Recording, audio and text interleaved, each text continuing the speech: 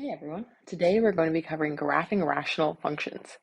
So last class we looked at horizontal asymptotes. Those are asymptotes that run horizontally, so they're kind of those invisible boundaries. So a reminder, with horizontal asymptotes, we look at the degrees. So for this problem, you can see that the degree is bigger on the bottom.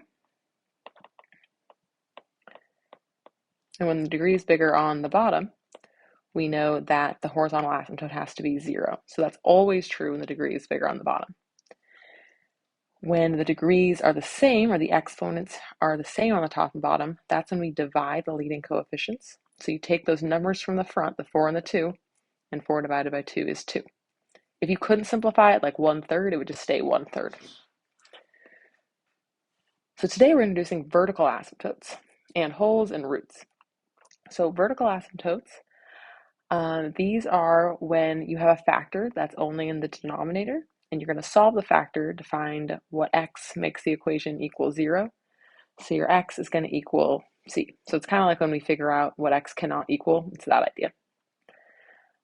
Wholes are going to be when your factors are in both the numerator and the denominator, and they're going to equal 0 and cancel out. So they're going to create a hole in the graph. And then roots are only in the numerator. So they'll be in the top of the fraction, and you'll be having c comma 0 as a root. This will make more sense as we go. This says you must factor completely first. I would agree with that, but I would say the first thing you should always do is find the horizontal asymptote before you factor. So when I want to graph this, my first idea is figuring out horizontal asymptotes. So I look at those exponents. So when I look at this, the exponent is bigger on the bottom than on the top. So I know right away my horizontal asymptote is at y equals 0. So what that means graphically is along the graph at y equals 0, we're going to have a dotted line that is invisible, but we draw it in so that you know it's creating that boundary at y equals 0. Once you found the horizontal asymptote, then you factor. So step 2 is factoring. So on the bottom, if we factor that, two numbers that multiply to -30 and add to 1 are 6 and -5. So my new function is x on top, and then x plus 5 and x minus 5 on the bottom. So domain, that's when we've been stating what x cannot equal. So when we look at the denominator, what would make the denominator 0 would be the opposite, so -6 and +5. So I know we're going to either have asymptotes or holes there on the graph. The vertical asymptote, that is going to be what sets the bottom equal to 0. So oftentimes, these are going to match the domain. So like these are frequently the same unless there's a hole, which we'll see later. So your horizontal asymptotes are going to be at x equals -6 and another one at x equals 5. So what this means on the graph is that at x equals -6, so here, we're going to have a dotted line that's creating an asymptote at x is -6. And at x equals 5, we're also going to have this vertical asymptote. So they're creating boundaries. Holes happen when we have factors that cancel out. Nothing canceled out here, so there are no holes. And then our roots are what make the top equal 0. So here we're looking at the top. So if I said the top equal to 0, it's literally just x equals 0. So that means we have a root at 0, 0. A reminder, roots are x-intercepts. So I know I'm going to have an x-intercept at 0. To help organize, if you want to think about roots, they're on the top. Holes are things that are on the top and the bottom. So those would be things that cancel out, which we didn't have here. Vertical asymptotes are only on the bottom. Horizontal asymptotes, we deal with degrees, so those are like our exponents. And then domain, that deals with the bottom, because that's what x cannot equal. All right, so we've sketched out our asymptotes and our root. However, we don't know where the lines go. So how we decide where the lines go is called the plus-minus chart. So this is where things get fun. So the way we do a plus-minus chart, let's write some notes. So I'm going to call it a plus-minus chart. So what we're going to do is we are going to use the roots and the vertical asymptotes. So on my graph, my vertical asymptotes happen at -6 and 5, and I have a root at 0. I'm going to write them from smallest to biggest. So -6 goes first, then 0, then 5. What we're going to do is we're going to pick a number between each of those like ranges. So like to the left of -6, between 0 and -6, between 0 and 5, and from 5 to the right. And we're going to plug them in. So we are going to plug in numbers between the x values in that chart to find whether they're positive or negative. To find plus or negative. So if you get a positive number, this means your graph is going to be above the x-axis. So like we would draw a line above the x-axis. If you get a negative, it's going to be below the x-axis. All right, I just gave you a lot of words with no action, so let's check it out. So we are going to plug these in to the factored form.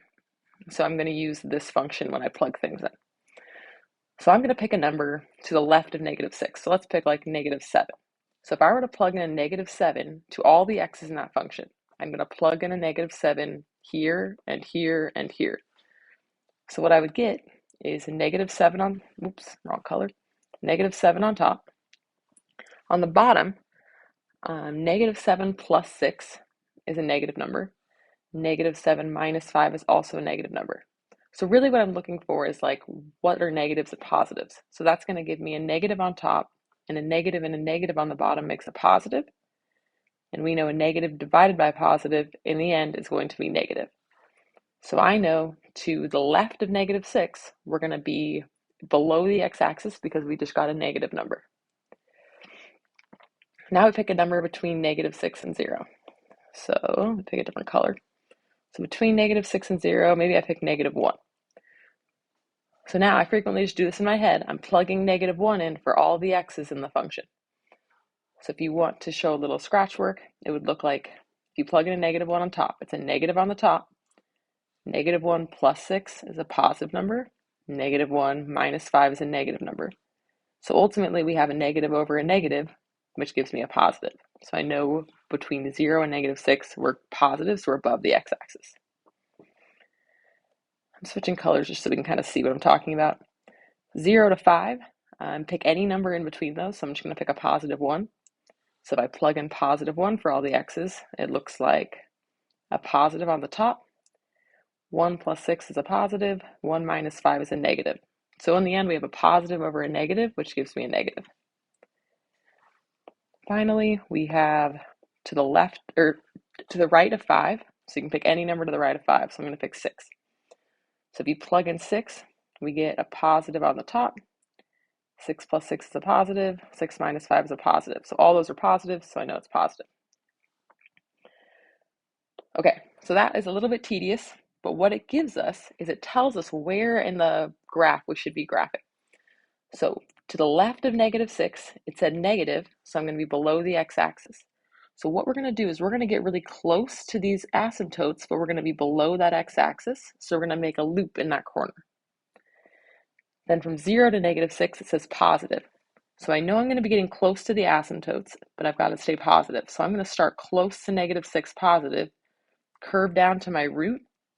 Then it says from 0 to 5, we're negative, so now we're below the x-axis. And then I'm going close to the asymptote again. Notice we did cut through the horizontal asymptote, and that is because horizontal asymptote only deals with end behavior. It doesn't impact the middle of the graph. Finally, to the right of 5, so to the right of that asymptote, it says above the x-axis because it's positive. So we're going to have another loop in the corner. You'll notice a lot of patterns with these. We'll see a lot of loops and corners like we have in this one, and a lot of like kind of S curves through the middle. All right, we did it. We graphed our first rational function. Let's try another one. All right, once again, first step is going to be horizontal asymptotes. We always do this one first, and we look at the exponents. So here our exponents are the same on the top and on the bottom. So we're looking at those leading coefficients. So that's like 2 over 1. So my horizontal asymptote is at 2. After that, we factor. So step 2, factoring. When I look at this on the top, there's a GCF of 2. So we're going to take out that GCF of 2. Then we can factor. So we've got what multiplies to 6, adds to 5, 2 and 3. So I know on the top it looks like 2 parentheses x plus 2 parentheses x plus 3. And on the bottom we have what multiplies to 2 and adds to 3. That'd be 1 and 2. So we've got x plus 1 and x plus 2. So that is our factored function. All right, so breaking it down. Ooh, this time we have some holes. So before we do the holes, the domain is just everything on the bottom. So x is not allowed to equal -1 or -2. After you do that, we can look, so I'm going to say domain is maybe second, and then holes you check third. So you can cross things off this time. So x plus 2 happens in both the numerator and the denominator. So I know there's a hole at x equals -2. So you flip the signs for these as well. So finally, for doing the horizontal or the vertical asymptotes and the roots, vertical asymptotes we said are the bottom. So what's left on the bottom? So x plus 1. So I know that there's going to be a horizontal asymptote at -1. So that matched the one up here, but we don't do the -2 because it's a hole. And then the roots come from what's left on the top. So what's left on the top is this x plus 3. So we're going to change the sign. So there's a root or an x-intercept at -3, which we're going to write as -3, 0. All right, let's put it all together on the graph. So we have a horizontal asymptote at y is 2. So we're going to draw a horizontal line at y is 2. We've got vertical asymptote at -1. So we're going to have a dotted line there. And then a root, so an x-intercept at -3. The hole is at -2, but we're not sure where that's going to lie yet because we're going to wait till we draw the sketch. All right, so we've set up the graph. So now we can do our plus minus chart. So on the plus minus chart are all of our roots and x-intercepts. So the farthest left x-intercept I see is -3. And then the next place it crosses the x-axis is -1. So we only use the roots and the vertical asymptotes. And they go from smallest to biggest. So I'm going to start off picking a number to the left of -3. So maybe I'll pick -4. When you plug these numbers in, you're going to plug it in after you've crossed off the holes. So we're really just plugging it in to this x and to this x. We're ignoring those holes. So if I plugged in -4 right here and right here, -4 plus 3 is a negative. -4 plus 1 is also a negative. So we have a negative over a negative, which gives me a positive. Then between -3 and -1, I'm going to pick -2. So -2 plus 3 is a positive. -2 plus 1 is a negative. So a positive over a negative is a negative. And finally, a number to the right of -1 may be 0. So 0 plus 3 is positive. 0 plus 1 is also positive. So I know it's positive. So when I sketch this graph, it says to the left of -3 is positive. So that means it is going above the x-axis. So above the x-axis, ooh, but there's an asymptote there. So we are going to go close to that asymptote above the x-axis until we touch the root. Then there's a negative between -3 and -1, so that means it's going to go below. So as I go past -3, notice we have a hole at -2. So when I hit -2 on the x-axis, we're going to draw a hole and then keep going towards the asymptote. Finally, from -1 to the right, it's above. So above the x-axis, I know there are two sections it looks like it could go in, but it's really going to make a loop in the corner. So these loops are frequently what we see in rational functions. All right, we did it. Good job. We've got one more. So I'd recommend trying it on your own and then checking your answer with the video. All right, let's check this out. So first step, horizontal asymptote. Looking at my degrees, they're the same. So there's invisible ones in the front, so my horizontal asymptote is at 1. Next, we're going to factor. So two numbers that multiply to negative 18, add to 3, are 6 and negative 3. So the top of our function is x plus 6, x minus 3. Then on the bottom, multiplies to 6, adds to 7, or 1 and 6. So we have an x plus 6 and x plus 1. So second step is domain. So at the bottom, x cannot equal negative 6 or negative 1. Then we check for holes. So I'm going to call holes step 3. So holes, x plus 6 is cross off. So that means x cannot equal negative 6. At x equals negative 6, that's where a hole is. So that's why x can't equal negative 6. Finally, vertical asymptotes are on the bottom. So we're going to check the bottom. So that's x equals negative 1. And then for your roots, that's on the top. So x equals 3, or the 0.30. So as we graph this, we are going to put a horizontal asymptote at y is 1, a vertical asymptote at x is negative 1, and a root at x is 3. All right, it's all set up for our plus minus chart. So along the x-axis, I see it's touched at negative 1, and then we have a root at 3. So we just have to check between those numbers. So first up, I'm going to pick a number to the left of negative 1, so maybe I'll pick negative 2. And we're only going to use these two factors. So if I do negative 2 minus 3, that's negative. Negative 2 plus 1 is also negative. So a negative over a negative gives me a positive. In between negative 1 and 3 could be 0. So if you plug in a 0, you get a negative on the top, a positive on the bottom. So negative over a positive gives you a negative. And finally, a number to the right of 3 could be like 4. So 4 minus 3 is positive. 4 plus 1 is also positive. So positive over a positive is a positive. So to sketch out our graph, so it says to the left of negative 1 is above the graph, or above the x-axis. So judging from our little asymptotes, we know it's going to be in the corner. So this is above the x-axis. Then between negative 1 and 3, it's below. So I'm going to start. I missed something. We've got a hole at x is negative 6.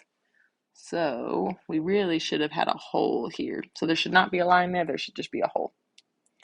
It's my bad. Okay, back to negative 1 to 3. So from x is negative 1 to 3, it's below. So it's going to be close to the asymptote. Then hit the root. Oh, I made it a straight line. Meant to be a curve. There we go. And then from 3 on to infinity, it's going to be above the x-axis. So it's going to get really close to that asymptote, but never touch it because it's creating that boundary. All right, we've successfully done 2 graphs. I know this is taking a little while, but hopefully you're catching on. If I don't get interrupted, I've got 2 more graphs to do. So this says, for the following, sketch the graph with the given information, then try to correctly come up with the rational function that you graphed. So they've given us all the different pieces, and now we have to create an equation out of them. So first thing, it says horizontal asymptote y equals 0. So that immediately tells me the exponent is bigger on the bottom. So when we eventually create this, we should have more x's on the bottom. Then by the vertical asymptotes being 3 and 5, we know that is going to be 2 parentheses with the opposite sign. So x minus 3, x plus 5, x minus 5. And vertical asymptotes are always on the bottom. So those factors will be on the bottom of the fraction. Holes are on both the top and the bottom. So we know we're going to have the factor x plus 1 because we're going to change the signs. And the roots are always on the top. So we're going to have an x minus 4 because we changed the signs again. So looking at all that, so we said both of them are going to have x plus 1. So I can immediately put x plus 1 on the top and on the bottom. It says by vertical asymptote, say the bottom also needs to have x minus 3 and x minus 5. And my roots tell me that on the top I also need an x minus 4. So that fits with the exponent being bigger on the bottom because there are 3 x's on the bottom and 2 x's on the top. The last step is it wants us to sketch this graph. So to sketch this graph, we are going to do what we've been doing. So horizontal asymptote, y equals 0. Vertical asymptote are at 3 and 5. And those are really close together. We've got a root at 4, ooh, so right in between those asymptotes. I'm seeing an S-curve in our future. And there we go. So you could probably predict where those loops might go, but we are going to do a plus-minus chart just to double check. So if we made a plus-minus chart, the farthest left x is going to be that positive 3, then it's at 4, then the vertical asymptote's at 5. So these are kind of awkward because we have to pick decimals, but if we pick a number to the left of 3, so say like 0, and plug it in, there's a lot of places to plug it in, but 0 plus 1 is positive, 0 minus 4 is negative. So a positive times a negative is a negative.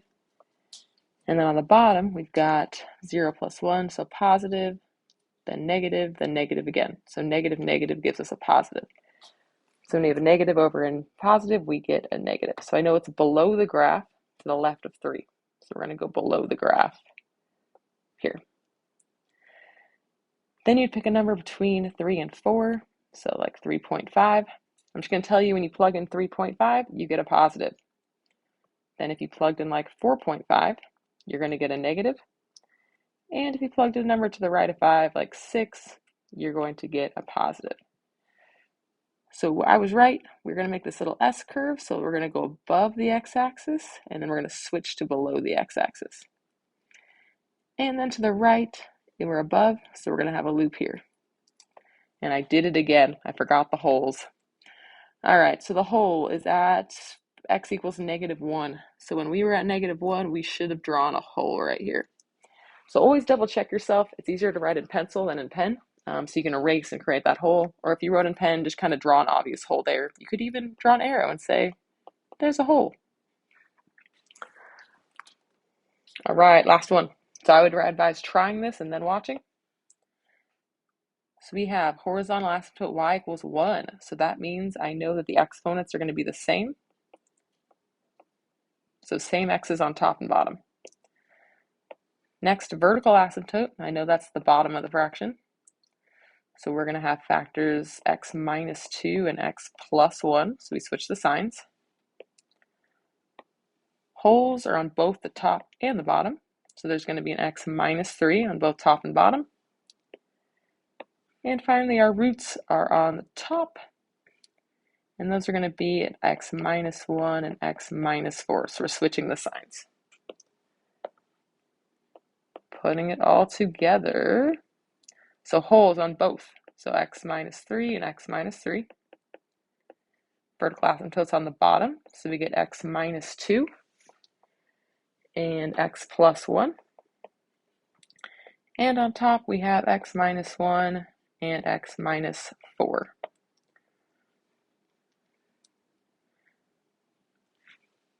All right, so we have written the function.